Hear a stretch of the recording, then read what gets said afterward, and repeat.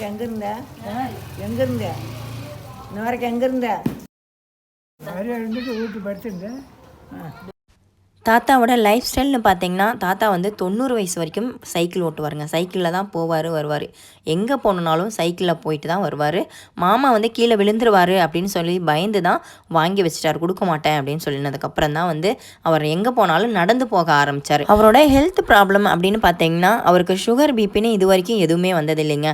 கண் ஆப்ரேஷன் பண்ணுறதுக்காக தான் அவரை அட்மிட் பண்ணி கண் ஆப்ரேஷன் பண்ணணும். காட்ஸ் கிரேட்டாக இது வரைக்கும் ஹாஸ்பிட்டலில் அட்மிட் பண்ணி ட்ரீட்மெண்ட் பண்ணினதுன்னு இது வரைக்கும் இல்லைங்க.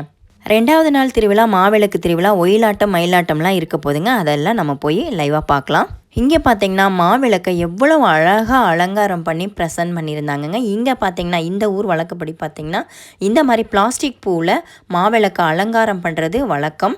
அதுலேயும் இவங்க வந்து ரொம்பவே சூப்பராக ப்ரெசன்ட் பண்ணியிருந்தாங்க. மாவிளக்கு படியில் அரிசி கொட்டி வச்சு அதில் வாழை மரத்தை நட்டு வச்சு அதில் வந்து இந்த மாதிரி ஃப்ளவரை டெக்கரேஷன் பண்ணி அழகாக ப்ரெசன்ட் பண்ணியிருந்தாங்க. பார்க்குறதுக்கே ரொம்ப நேச்சராக அழகாக மாவிளக்கை ப்ரெசன்ட் பண்ணியிருந்தது அவங்கள ரொம்பவே பாராட்டணுங்க. அவங்க எல்லா வருஷமும் இந்த மாதிரி மாவிளக்கு ப்ரெசன்ட் பண்ணுவாங்க அப்படின்னு சொன்னாங்க.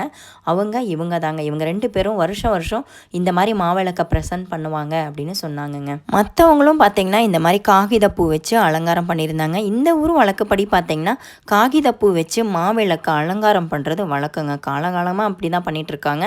எவ்வளோ அழகாக இருக்குது பாருங்கள். அப்படியே நேச்சர் பூ மாதிரி சாமியை காமிக்காமல் இருந்தால் எப்படிங்க?